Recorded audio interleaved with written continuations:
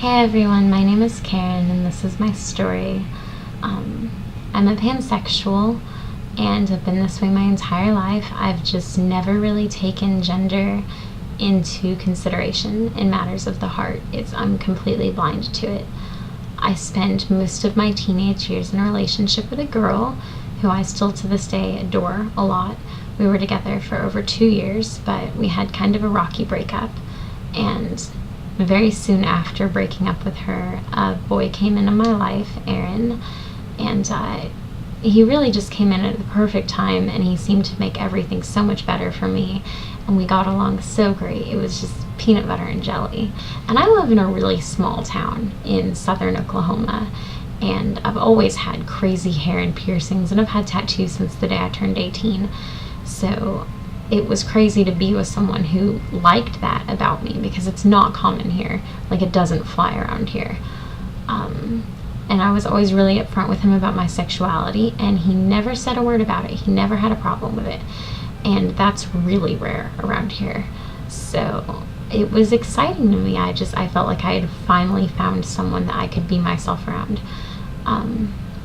One thing that does fly around here is getting married really young. Everybody marries really young. So we were together less than a year before he popped the question.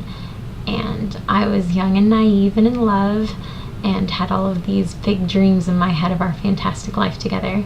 So I said yes. And on February 27th of 2010, we got married.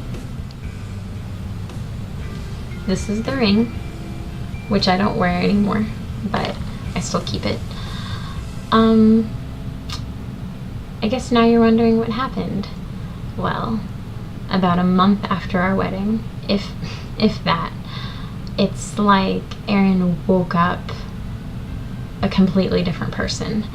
And he started making all of these snide comments about how trashy my tattoos were and how I should take my piercings out and grow up, and just everything that he said was really condescending and judgmental and very much unlike the person that I had fallen in love with and married. And it sucked, because those were always things that I liked a lot about myself, that I was never ashamed of, but none of that even compares to the day that he dropped the biggest bombshell on me and told me that he hated gays. He doesn't call them gays, he calls them faggots. And just that word in itself, I was appalled. I was appalled that this was the man that I was married to telling me this. And I don't know if I really believed that he felt that way at first, because I couldn't imagine why, if you felt that way, why you would marry someone who is very proudly a pansexual. But I guess that he felt like after we were married, he had me. I wasn't going anywhere, so he was more comfortable about being honest. And it sucked. He told me that I could never let any member of his family find out about my past with women, because it was so shameful and disgraceful, and he would be embarrassed. And it hurt. Looking back, I couldn't believe it. I still can't. I really can't. He had never been like that before we got married. People always ask me how I didn't know, but he hid it so perfectly. And after he came out as being homophobic, we started fighting all of the time. Every single thing that I did wrong, he wanted to somehow blame that on me being a faggot. Everything. If we were in the mall and I saw something with a rainbow on it, he just immediately, I didn't even have to say anything, he would get upset and freak out. He didn't want me to be friends with any of my female friends. I used to have a tattoo on my hip of like a lipstick kiss print to represent my love of females, and he guilt tripped me into getting my tattoo covered up. To be honest, as weird as it sounds, I think that I put up with a lot of it because I was waiting on him to change. I couldn't believe that someone could be that hateful. But it just got worse and worse, and then the abuse started. The more that he tried to make me straight, the more resentful I got. And the more resentful I got, the worse we got, and the worse that we got.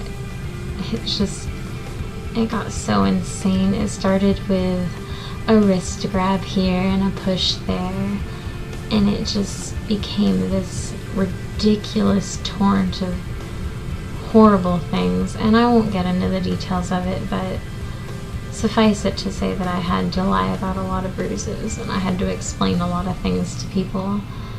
And as weird as it sounds, I stayed and I dealt with it because I was determined to prove him wrong, if that makes any sense. This was this man that I was so in love with and cared so much about, that was being so horrible to me and hurting me for reasons that he didn't even have. And I just felt like if I endured enough, if I dealt with it enough, if I was just the best wife I could be in every other sense, that someday he would wake up and go back to loving me and go back to accepting me, and it would just be that easy.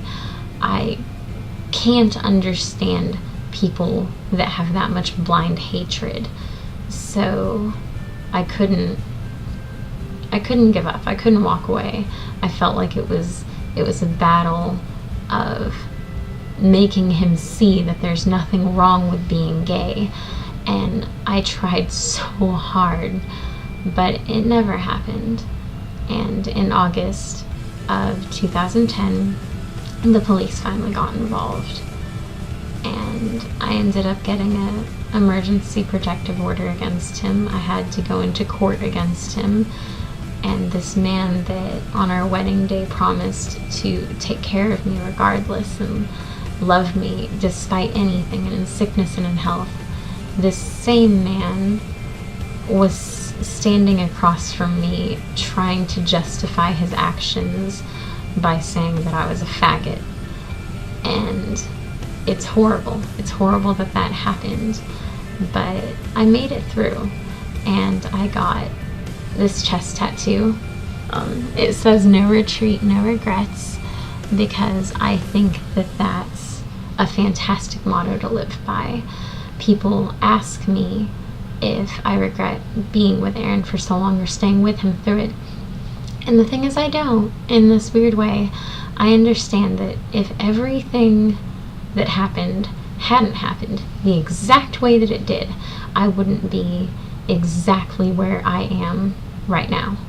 And where I am right now, a year later, the view's looking pretty good.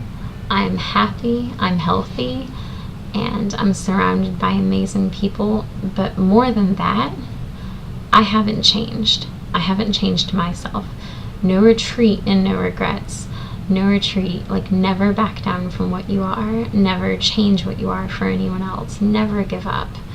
Because the thing is, I think that maybe there won't always be blind hatred in the world, but unfortunately I think that in my lifetime I won't see the end of it. All we can do is to love others regardless, and to love ourselves, and to never, ever, ever let anyone change that. Because as long as you love yourself, you're going to have the key to any door. I mean, that's really all it takes. And I think, and also in a weird way, that if I hadn't gone through such horrible things and been treated so awful, that I probably wouldn't appreciate being treated well and all of the awesome things in life, because there are awesome things, believe me.